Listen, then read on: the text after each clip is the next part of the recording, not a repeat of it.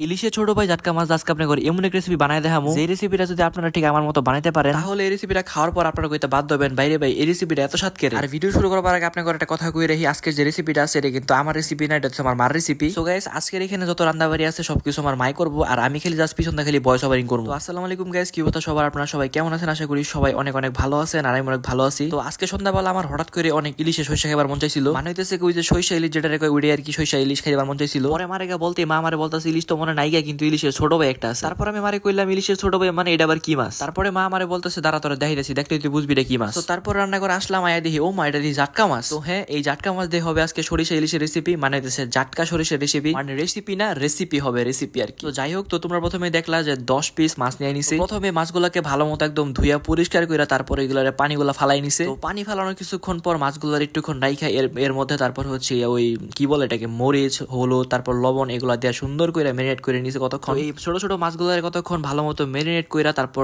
তেলটারে গরম কইরা তেলের মধ্যে মাছগুলা ভাইজা নিতেছে একটা একটা কইরা। আর মাছ ভাজার লগে লগে এদিকে কিন্তু হালকা করে কিছু মশলা বাড়া হইতেছে যেগুলো মাছের মধ্যে লাগবে আর কি। তো এইখানে আমরা কি কি মশলা ইউজ করছি সেই সবকিছু তোমরা একটু একটু করে কই দিমু, তোমরা ভিডিওটা দেখতে থাকো। আর তোমরা যারা যারা এখনো ভিডিওতে লাইক করোনি তারা সবাই লাইক করে দিও ভিডিওর মধ্যে, আর চ্যানেলটা কিন্তু অবশ্যই সাবস্ক্রাইব করে দিও। আর গাইস তোমরা যে যেখান থেকে ভিডিও দেখতেছো হোক ফেসবুক বা ইউটিউব চ্যানেল, সবাই চ্যানেলটা কিন্তু সাবস্ক্রাইব আর পেজটা কিন্তু ফলো করে দিও। কারণ হচ্ছে এখন থেকে এই অর্ণব XYZ ফেসবুক পেজ আর ইউটিউব চ্যানেলের মধ্যে প্রায় 2-1 দিন পর পরই আমি রান্না বান্নার কিছু ভিডিও ছাড়ার চেষ্টা করবো। তাই তোমাদেরকে এখন আমার প্রচন্ড পরিমাণে সাপোর্ট করতে হবে, কারণ তোমাদের সাপোর্টটা আমার এখন প্রচন্ড পরিমাণে দরকার। সো তারপরে মাছগুলো হালকা পরিমাণ ভাজা হয়ে গেলে মাছগুলো নামাইয়া কড়াইয়ের মধ্যে যে বাকি তেলটা আছে ওই তেলের মধ্যে কিছু পুরন আর কিছু তেজপাতা দিয়ে দিতে হইব। আর বলে রাখি এটারে কিন্তু পুরোপুরি ভাজন যাবো না, এটারে জাস্ট খালি তেলের মধ্যে একটু দিতে হইব, মানে হইতেছে ওই হালকা পাতলা একটু গরম করতে হইব আর কি। তো তারপরে গরম করার পরে এটার মধ্যে পর্যাপ্ত পরিমাণ পেঁয়াজ কুচি দিয়ে দিতে হইব। তো পেঁয়াজ কুচি দেওয়ার পরে আবার এই পেঁয়াজ কুচিটা কিন্তু একদম পুরোপুরি লাল লাল ওই বেরাস্তার মতো ভাজন যাবো না, এই পেঁয়াজটারে জাস্ট একটু হালকা পরিমাণ ভাজতে হইব, খালি জাস্ট একটু পরিমাণে। এই ধরেন তেলের মধ্যে জাস্ট 2-3 মিনিট ভাজলেই এনাফ। তারপরে যখন পেঁয়াজটা ভাজার পরে এটার কালার মোটামুটি একটু বাদামি কালার হয়ে যাবো, এন্ড এরপরে এই পেঁয়াজটার উপর হইতেছে পরিমাণ মতো মরিচ, পরিমাণ মতো হলুদ আর হচ্ছে লবণ দিয়া এটারে কতক্ষণ লাড়াচাড়ায় মিক্স করতে হইব। তবে আমার মতে লবণটা একটু কম দেওয়া ভালো, কারণ যেহেতু এটা নুনতা মাছ তেমন একটা আহামরি বেশি লবণ লাগার কথা না। তো সবগুলা মশলা দেওয়ার পর এটার মধ্যে হালকা পরিমাণে কিছু পানি যোগ করে দিউন লাগবে। পরিমাণ মতো পানি যোগ করার পর এটার কিছুক্ষণ এইভাবে লাড়াচাড়ায় এই ধরেন 5 থেকে 10 মিনিট এটারে ভালো মতো জাল দেওয়ার পরে পানিটা যখন শুকাই যাইব তখন এটার মধ্যে পরিমাণ মতো হইতেছে গিয়ে ওই সরিষা আর হইতেছে গিয়ে জিরা, এই দুইটা মশলা অনেক সুন্দর করে বাইটটা বা ব্লেন্ড করে দিয়ে দিউন লাগবো। আর এখানে কিন্তু অনেকে ভুল করে, ভুলটা হইতেছে অনেকে কি করে এই জিনিসটারে ভাইজা পরে দেয়, মানে হইতেছে গিয়ে এখানে যে জিরা আর সরিষাটা আছে এটা অনেকে কি করে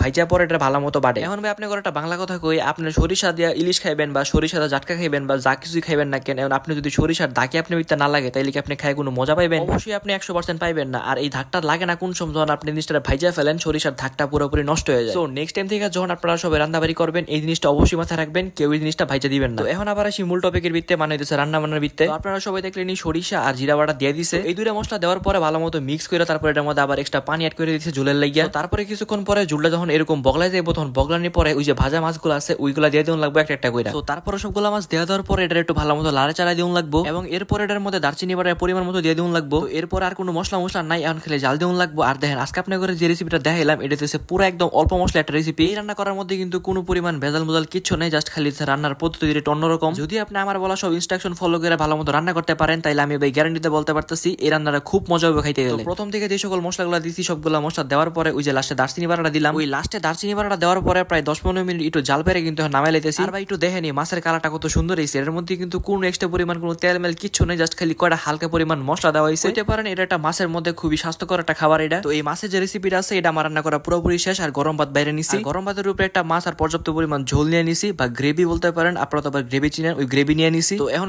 এটা টেস্ট করবো, টেস্ট করে আপনাকে রিভিউ দিব আসলে খাইতে কেমন হয়েছে। তো প্রথমে একটু ইলিশের ছোট বের গ্রেভি দিয়ে ভালো করে ভাতটা মাহাই নিলাম, তারপর ইলিশের ছোট বের একটু ছিঁড়ে একদলা মোর ভিতরে ভরে দিলাম। আর সত্যি কথা কইতে গেছে রিভিউ আর কি দিমু, আমার মারাতে রান্না অলওয়েজ বেস্ট, আজকেও বেস্টই হয়েছে। তো তোমরা যারা যারা এরকম করে সরিষা জাটকা মাছ দিয়ে রান্না করে খাইতে চাও তারা রান্না করে খাইতে পারো, কারণ রেসিপিটা আসলে অনেক ভালো, অনেক মজা খাইতে। আর রান্না বান্না ভিডিওর মধ্যে কিন্তু আমি একেবারে নতুন, যদি কোনো ভুল ত্রুটি করে থাকি কোনো ভয়েস ওভারিং এর দিক দিয়ে তাইলে আমার প্লিজ কমেন্ট করে জানাইও, অবশ্যই নেক্সট টাইম থেকে শুধরে নেওয়ার চেষ্টা করবো। তো গাইস আজকের ভিডিওটা ছিল এই পর্যন্তই, তোমাদের সাথে আমার দেখা হবে নেক্সট অন্য কোনো একটা ভিডিওতে। ততক্ষণ পর্যন্ত সবাই ভালো থাকবেন, সুস্থ থাকবেন, টেক কেয়ার, গুড বাই।